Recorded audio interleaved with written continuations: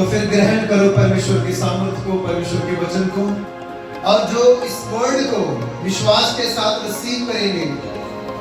मैं कहना चाहता हूँ जो विश्वास के साथ इस वर्ड को रिसीव करेंगे, जो समझेंगे सुनेंगे इस वर्ड को जो मैं बोलने वाला हूँ और रिसीव करेंगे, वो जोर से बोलेंगे आमीन। तुम्हारा शोक, तुम्हारा दुख, तुम्हारा दर्द यीशु मसीह के नाम से, तुम्हारे आंसू, तुम्हारा उदास चेहरा आज ही परमेश्वर की सामर्थ से आनंद में बदलने वाला है। आमीन। परमेश्वर तुम्हें आनंद से भरने वाला है। आमीन। मेरा परमेश्वर उसने तेरी परिस्थितियों पर जय पाई है। आमीन। और उसने तुम्हें जयवंत किया है।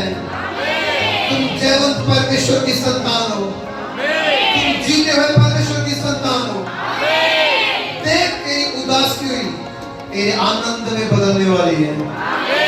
तेरा नुकसान तेरे लाभ और फायदे में चेंज होने वाला है। यीशु मसीह के नाम से। ये वचन मेरे लिए था। बोला मेरी उदासी चेंज होने वाली है। बोला मेरा दुख जाने वाला है। बोला मेरी समस्या जाने वाली है। मेरी समस्या, मेरा दुख, मेरा दर्द यीशु के नाम से आनंद में बदलने वाला है। आमीन। Praise the Lord. परमेश्वर के बेटे और बेटियां जितने भी आज प्रभु के भवन में हैं, मैं आप सभी का प्रभु की पवित्र हुजूरी में स्वागत करता हूँ। हालेलुया। जोर से बोलो हालेलुया। अपने हाथों को उठाकर बोलो हालेलुया। अपने हाथों को हिलाकर बोलो हालेलुया। खुशी से बोलो हालेलुया। बोलो होसना, होसना, होसना। बोलो परमेश्वर की महिमा हो। बोलो परमेश्वर की महिमा हो। बोलो धन्य है वे जो प्रभु के नाम से आते हैं। बोलो धन्य है वे जो प्रभु के नाम से आते हैं। अपने हाथों को उठाओ हिलाते हुए बोलो होसना। अपने हाथों को उठाओ और बोलो होसना। बोलो परमेश्वर की महिमा हो। बोलो परमेश्वर की महिमा हो। बोलो परमेश्वर का धन्यवाद। Thank you Jesus. Thank you Jesus. परमेश्वर आप सभी को आशीष दे, आप सभी को बड़ी बरकत दे। आइए जल्दी से हम प्रभु के पवित्र पाक वचन में से प्रभु के कलाम को पढ़ेंगे और परमेश्वर का वचन हमारे लिए है। मेरे साथ लेके यूहन्ना रचित सुसमाचार निकालिए। यूहन्ना रचित सुसमाचार उसका 12 अध्याय 12 वचन से पढ़ेंगे, जिसको मिल जाए हिंदी में। दूसरे दिन बहुत से लोग जो पर्व में आए थे, त्योहार में आए थे, और ये कौन सा त्योहार था? फसह का। कौन सा? फसह का मतलब कटनी का दिन। कौन सा दिन? फसल की कटनी का दिन। और उसका एक पर्व मनाया जाता था, उसका एक त्योहार होता था। हमारे इंडिया में एक त्योहार है बैसाखी का, मनाते हैं ना। ये कौन सा त्योहार है?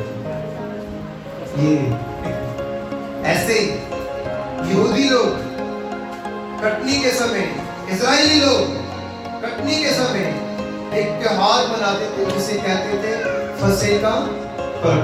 हालेलुया। और बहुत सारे लोगों ने ये सुना कि यीशु यरूशलेम में आ रहा है। उन्होंने खजूर की डालियां ली और यीशु से भेंट करने के लिए निकले, यीशु से मिलने के लिए निकले और पुकारने लगे, होसना, धन्य है इस्राएल का राजा और जो प्रभु के नाम से आता है। तब यीशु को एक गधी का बच्चा मिला तो वह उस पर बैठा, जैसा लिखा हुआ था भविष्यवक्ता ने पहले से, हे सिय्योन की बेटी यकरिया नबी की किताब उसका 9 अध्याय उसके 9 वचन में ये भविष्यवाणी पहले से लिखी हुई थी। हे सिय्योन की बेटी, मतलब प्रभु की चुनी हुई प्रजा, स्वर्ग के लिए चुने हुए लोग, मतलब स्वर्ग के लिए चुने हुए लोग, परमेश्वर की खास प्रजा, उसे कहा गया है सिय्योन। Hallelujah, hallelujah. हे सिय्योन की बेटी, मत डर, देख तेरा राजा वो गधे के बच्चे पर चढ़ा हुआ बैठा हुआ चला आता है। उसके चेले, जैसे अब मैं ये वचन पढ़ रहा हूँ, सुना रहा हूँ, भाई पढ़ रहे, आप समझ नहीं पा रहे कि यीशु को क्या जरूरत पड़ी कि वो एक गधे के बच्चे के ऊपर बैठकर सवाल पर आए। आपको समझ में नहीं आ रहा अभी। इसी रीति से चेले भी समझ नहीं पा रहे थे कि यीशु गधे के बच्चे के ऊपर बैठकर क्यों आ रहा है, क्योंकि आज के समय में ये आपकी नजर में तुच्छ सी बात है, छोटी सी बात है। ये आपकी नजर में आज के समय में ये तुच्छ, छोटी और नीची समझने वाली बात, लेकिन अभी मैं खोल के बताऊंगा ये क्यों। Hallelujah, hallelujah. चेले भी समझ नहीं पाए थे तब के समय में, जबकि उनको ये पता था ऐसी भविष्यवाणियां हुई हैं, लेकिन उन्हें कब पता चला? जब यीशु की महिमा प्रकट हुई, जब बहुत बड़ी भीड़ जो यीशु के पीछे पीछे आ रही थी, बेतानिया से, बैतफेगा से, यरीहो से बहुत बड़ी भीड़, और यरूशलेम में से भी बहुत सारे लोग यीशु का स्वागत करने के लिए खड़े हो गए। वो इतनी बड़ी भीड़ को देखकर उन्होंने देखा ये इतनी बड़ी भीड़ यीशु के स्वागत के लिए खड़ी है। किसके स्वागत के लिए? यीशु के स्वागत के लिए। और उन्होंने अपने महंगे वस्त्र, कपड़े, महंगे वस्त्र, कपड़े, आपके घर में जब कोई आपका रिश्तेदार आता है,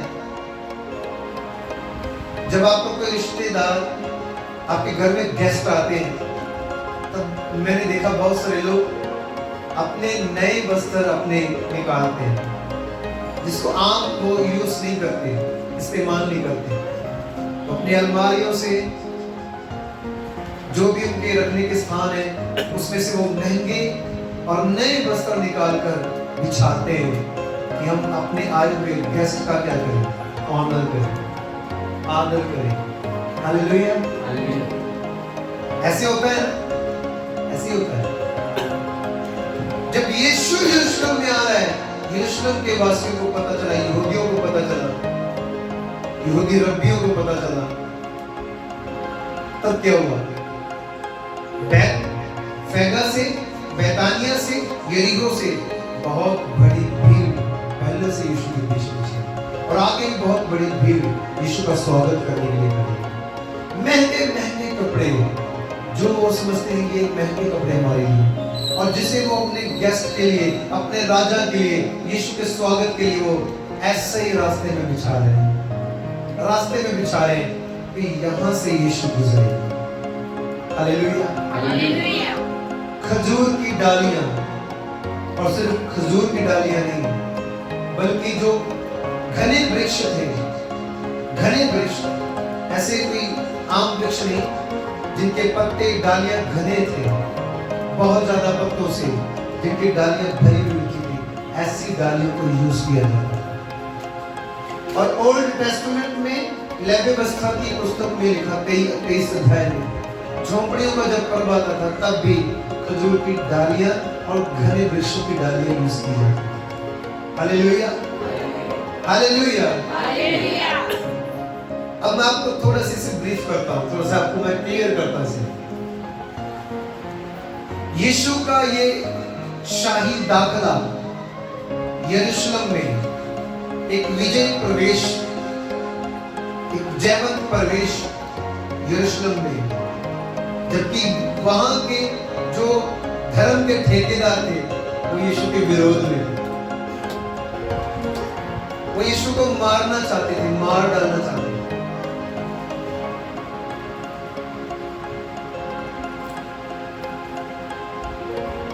यीशु ने अपने चेलों से कहा, जब तुम सामने नगर में जाओगे तब आप एक गधी के बच्चे को देखोगे, उस पर आज तक कोई भी बैठा नहीं, सवार कोई भी नहीं हुआ, और तुम उसे खोलकर मेरे लिए लेकर आओ। अगर तुम्हें कोई रोके तो तुमने कहना है कि प्रभु को इसकी जरूरत है, प्रभु को इसकी जरूरत है। और ऐसे ही हुआ, चले गए, उन्होंने देखा सच में गधी का बच्चा बंधा हुआ, उन्होंने खोला तो एक व्यक्ति आया, ये तुम क्या कर रहे हो? उन्होंने कहा प्रभु को इसकी जरूरत है। उसने कुछ नहीं कहा, ले गए। यीशु उस गधी के बच्चे के ऊपर, जो गधी का बच्चा उसके ऊपर बैठा, जिसके ऊपर आज तक कोई नहीं बैठा था। इसका मतलब क्या है? सुनो, उस समय में जब कोई राजा या कोई दूसरे जगह से हम किसी किंगडम में, किसी राज्य में प्रवेश करते हैं, सुनो, परमेश्वर के राज्य में आप कैसे प्रवेश करोगे? यरूशलेम में प्रवेश करने के बारे में मैं बताऊंगा, लेकिन परमेश्वर के राज्य में आप कैसे प्रवेश करोगे? उसके किंगडम में आप कैसे प्रवेश करोगे? ऐसे अकड़ के जाओगे? हेलो, ऐसे अकड़ के जाओगे प्रभु के राज्य में? या दीन होकर, हलीम होकर, या अपने पापों को छोड़कर, अपने आप को शुद्ध करके ऐसे जाओगे ना, तभी आपकी एंट्री होगी। नहीं तो प्रभु का वचन कहता है, जो आत्मा और जल से पैदा ना होगा वो देख भी नहीं पाएगा, वो देख भी नहीं पाएगा उसके किंगडम को। तो प्रभु कैसे जा रहा है? प्रभु जाना चाहता तो जा सकता था, रथों के जरिए जा सकता था, घोड़ों के जरिए जा सकता था, किसी भी जरिए से जा सकता था, लेकिन प्रभु ने इन चीजों का चुनाव नहीं किया। गधे का चुनाव क्यों किया? क्या कभी आपने इसकी स्टडी की? क्या कभी आपने सीखा ऐसा क्यों? हो राजा और बैठकर आए गधे के बच्चे पर, और वो भी दुनिया का राजा नहीं, राजाओं का राजा, प्रभुओं का प्रभु, इस दुनिया को बनाने वाला एलोहीम परमेश्वर, वो परमेश्वर जिसने सब कुछ बनाया, वो चुनाव करे एक गधे का। और क्यों चुना परमेश्वर ने गधे को? जब हम प्रवेश कर रहे हैं राजधानी में, पंजाब की राजधानी कौन सी?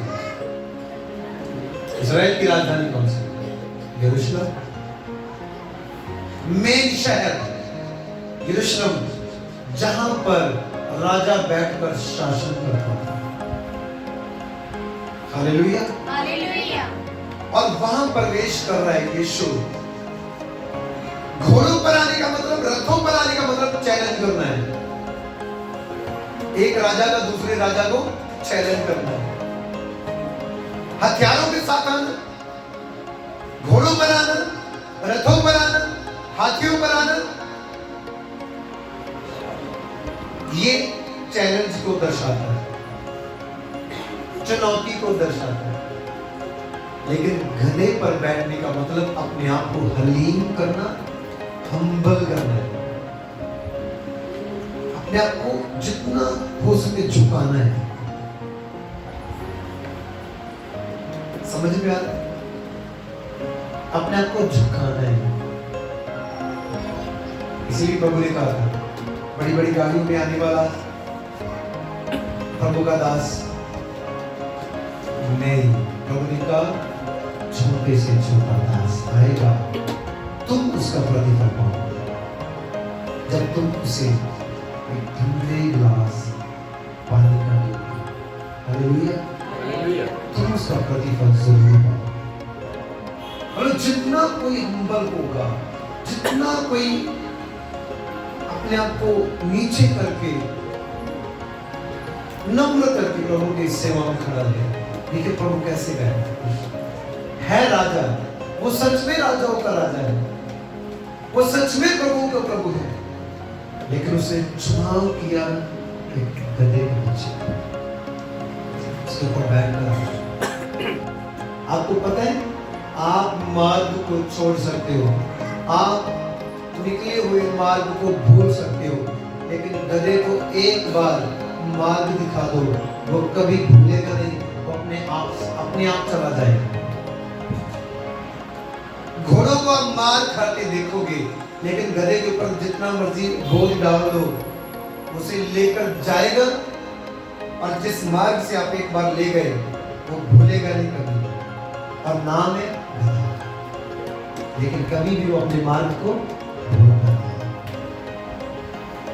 उसे इसलिए चुना गया क्योंकि जब कोई किसी दूसरे राज्य में जाता था या शांति का संदेश देने के लिए जाना है, तो क्या संदेश देने के लिए? सारी कड़ी से बोलो, क्या संदेश देने के लिए? शांति का।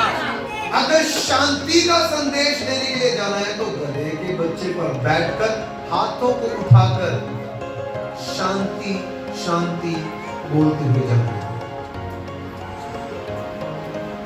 और इजरायली लोग, यहूदी लोग, ये जितनी बड़ी भीड़ थी जो यीशु को देखकर महके महके बस्तर और खजूर की डालियां और वृक्षों की डालियां रास्ते में डाल रहे हैं, उस रास्ते से प्रभु उस बच्चे पर बैठकर जा रहा है, गुजर रहा है, और वो कह रहे हैं होसना होसना होसना।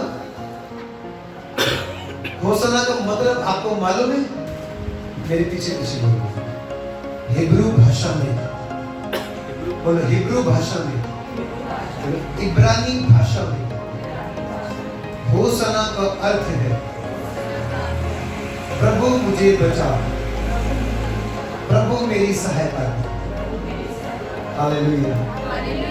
आज से याद रखना, भूलना मत। हालेलुया। होशाना का मतलब क्या है? प्रभु मुझे बचा, मेरी सहायता। होशाना का अर्थ हिब्रू भाषा में प्रभु मेरी सहायता कर, प्रभु मुझे बचा। हालेलुया। यरीहो से, बैतानिया से जैसे प्रभु वहां से निकला, चला, वहां से यरूशलेम की ऊंचाई, दूरी, ऊंचाई, यरूशलेम ऊंचे स्तर पर है। नीचे यरीहो, बैतानिया, बैतफैगा, यरूशलेम बहुत ऊंचा है, और उसकी वहां से जितनी ऊंचाई है वो 3500 फीट, 3500 फीट ऊंचा है यरूशलेम। हालेलुया। 3500 फीट की ऊंचाई है जहां पर यीशु जा। खजूर की डालियां इतनी खास क्यों है? इस पाम संडे में खजूर की डालियां इतनी खास क्यों है? उस समय में खजूर की डालियां बहुत खास अहमियत रखती थी। आप जब प्रभु के पास आते हो, क्या आप अपना बेस्ट लेकर आते हो, बेस्ट देकर जाते हो, बेस्ट करते हो? पाम संडे, ये विजय प्रवेश के दिन इजरायली लोगों ने अपना बेस्ट दिया। आज भी अपना बेस्ट दे रहे हैं। आपको पता है, दुनिया में कहीं पे भी अगर यहूदी बच्चे का जन्म होता है, उसी वक्त उसे इजराइल की नागरिकता मिल जाती है। उसी वक्त सिटीजनशिप उसे उसी वक्त मिल जाती है, चाहे वो किसी भी कंट्री में हो। वो अपनी मर्जी से कभी भी इजराइल में जा सकता है। इतनी आशीष दी परमेश्वर ने उन लोगों को, इजरायलियों को भी।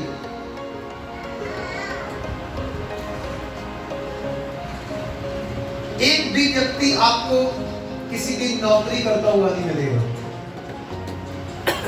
बल्कि वो जहां कहीं भी धरती पे फैल गए, मैं कहता हूं बड़े बड़े लोग उनकी नौकरी कर रहे हैं। क्यों?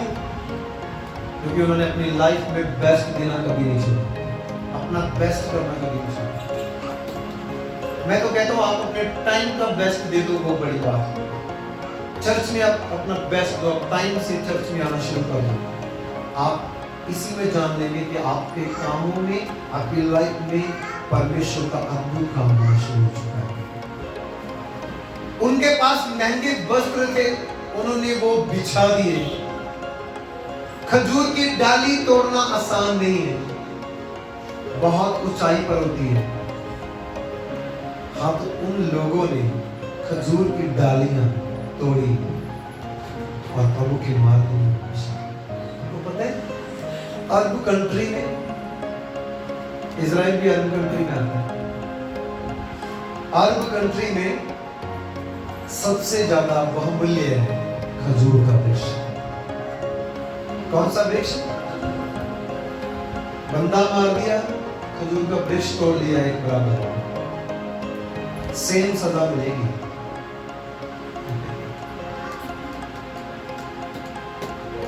तो समझो वो प्रभु का कैसे आदर कर रहे हैं। मतलब वो अपने देश के राष्ट्रीय जो उनके राष्ट्र में एक बहुत ही ज्यादा संभाले जाने वाला और आदर और जिसको वो एक चिन्ह के रूप में इस्तेमाल करते हैं, खजूर के वृक्ष को उन्होंने तार-तार कर दिया। सारे यरूशलेम के, मैं कहता हूँ, वृक्षों को उन्होंने बिखेर के रख दिया होगा। किसके लिए? प्रभु के लिए। हालेलुया। क्योंकि मेरे परमेश्वर ने एक भी बूंद अपने शरीर में रख नहीं छोड़ा। एक बूंद भी परमेश्वर ने अपने शरीर में, उसने अपने आप को पूरा दे दिया। हालेलुया।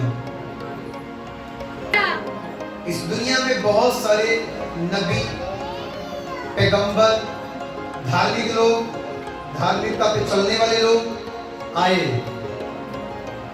मर गए, आज उनकी कब्रें हैं, लोग उनकी कब्रों को पूज रहे हैं, लेकिन मेरे यीशु की कब्र आज भी खाली है। खाली का मतलब वो आज भी खाली, आप विजिट कर सकते हो।